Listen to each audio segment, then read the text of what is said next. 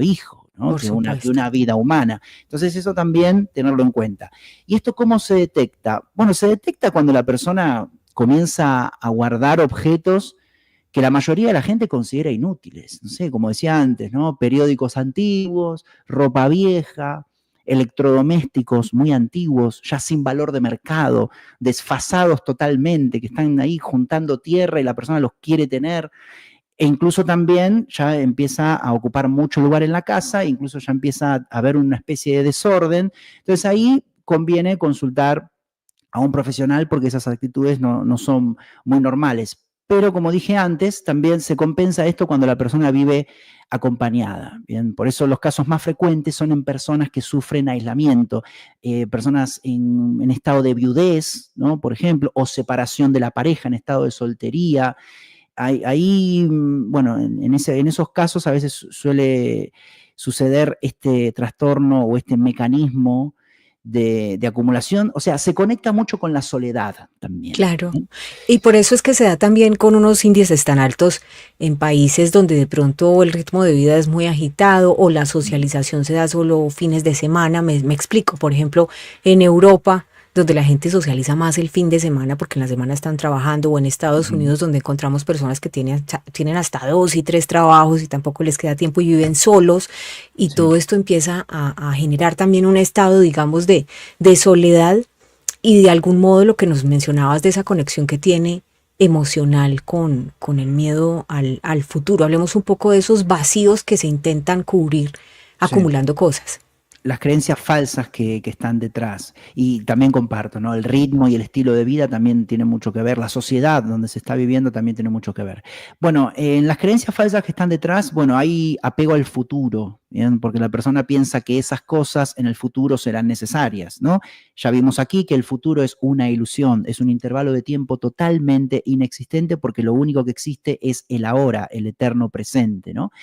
Entonces sería como decimos siempre, ¿no? Una vez que ingresa el futuro en nuestra mente y comenzamos a preocuparnos por aquello que nunca ocurrió, ya la persona ingresa en el mundo del sufrimiento y en el mundo de la ilusión, ¿no? Está un poco alejada de la realidad.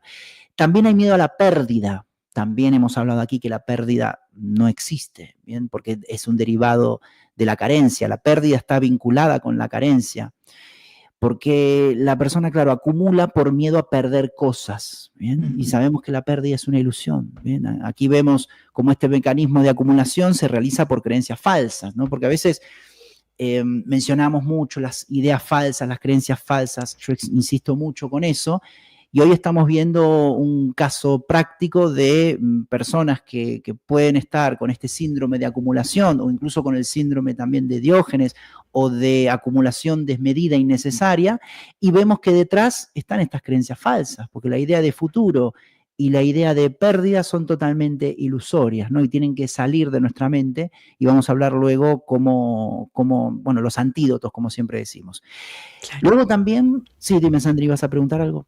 No, no, no, me quedé pensando en lo de los antídotos que van a ser muy poderosos, y Sí. continúa.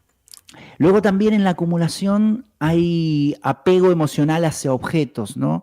Y esto también habla de que la persona no conoce en sí la gran verdad, que son símbolos efímeros. Todo lo que vemos en la realidad son símbolos efímeros, son símbolos transitorios, que un día estarán y otro día no estarán. Entonces, ahí hay una especie de ignorancia, dirían en el budismo, ¿no? Quizás en Occidente el tema de ignorancia quedaría un poco fuerte, pero sí, ellos hablan así, de que en realidad hay conocimiento que no se tiene, hay falta de comprensión. En este caso de la ley de impermanencia, que es una ley universal. Entonces, claro que es sano que esos objetos se disfruten en el presente, pero Ujú. lo que no es sano es el adueñamiento, el apego emocional y su protección excesiva en el tiempo, su manutención, y además que incluso en la acumulación insana son objetos insignificantes. ¿Qué significa? Que ya no sirven, que ya no tienen valor, que simplemente hay algo simbólico, emocional, un apego al pasado. Entonces, Claro, al no conocer la ley de impermanencia, se produce este apego emocional. Y eso Vamos a conduce... enseñarla, por favor. Enseñemos la ley de impermanencia. Nada permanece. A ver, todo es temporal. Hablemos de eso porque a Sí, veces, como estamos hablando y profundizando desde la mente y hasta lo emocional, yo creo que hay diferencias que es crucial entenderlas o por lo menos reflexionarlas, Mariano. sí, a ver, la ley de impermanencia se entiende muy fácilmente sabiendo que en el mundo material las cosas son efímeras. O sea, un día están, otro día no están, Mm. y es como también se llama la ley del cambio, es decir, el cambio es inherente a la realidad. ¿Bien? Entonces, como es inherente a la realidad, ¿qué tenemos que hacer nosotros con eso? Aceptarlo. Aceptarlo. Es decir, como las leyes universales, también recordemos la ley de causa y efecto, la ley de polaridad, la ley de género, son, siempre digo lo mismo, son como las reglas de la casa. ¿Qué vamos a Claro. ir en contra de las leyes universales y a querer modificar una ley universal? Es decir, modificar cómo funciona el universo. Es decir, estas son leyes de cómo funciona el propio universo, que están estudiadas de hace 5.000, 10.000, 15.000 años, ¿no? Milenios, Milenios.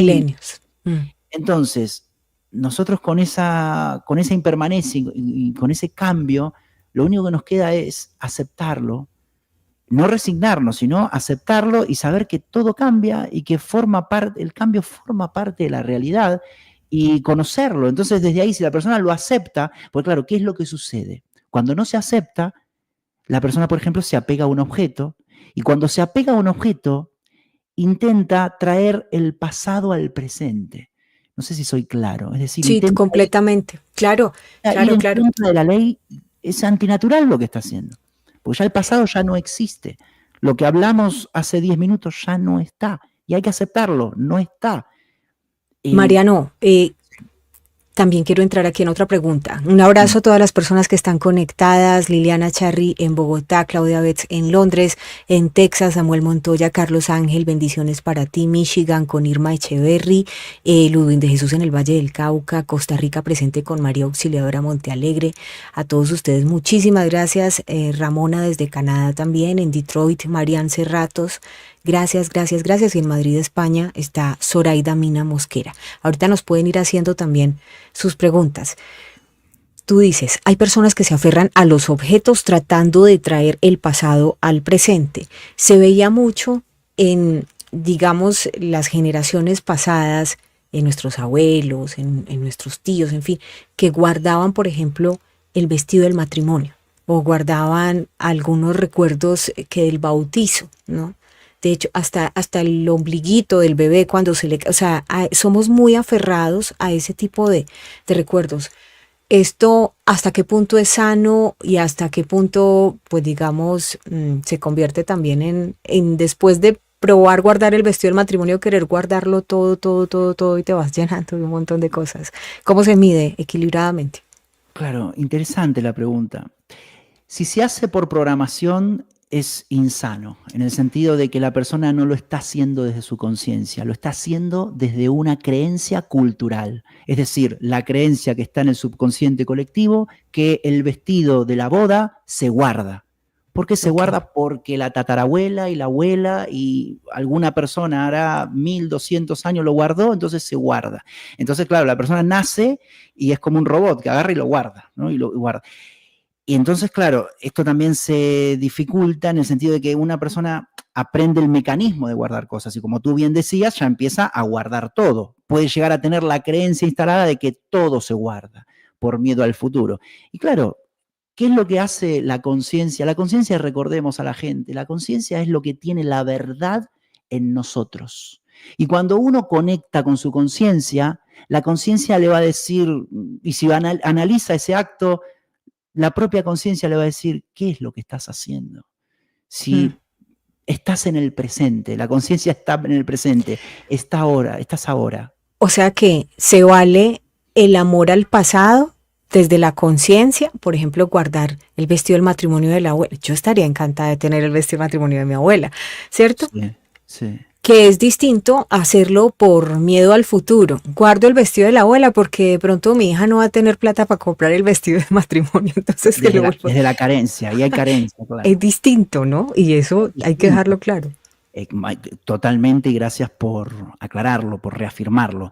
Todo lo que se hace por miedo lleva al sufrimiento. Ahora, si Ok, se hace desde la conciencia y decir, bueno, este es el vestido de mi abuela y lo guardo porque, bueno, le tengo amor al vestido de mi abuela, y de hecho aparte uno no lo guarda desde el pasado, en realidad todo eso se hace en el presente. Lo que pasa que a veces para explicarnos, y como estamos en la teoría del tiempo, donde hay pasado, presente y futuro, y para que la gente nos entienda, en realidad el vestido de la abuela está ahora, ¿no? Y nosotros lo vemos en el ahora, lo guardamos en el ahora, pero lo guardamos por conciencia, y como tú bien decías, no se guarda desde la carencia, no se guarda porque el día de mañana quizás la hija no tenga para el vestido y todo. Eso es no confiar en la vida.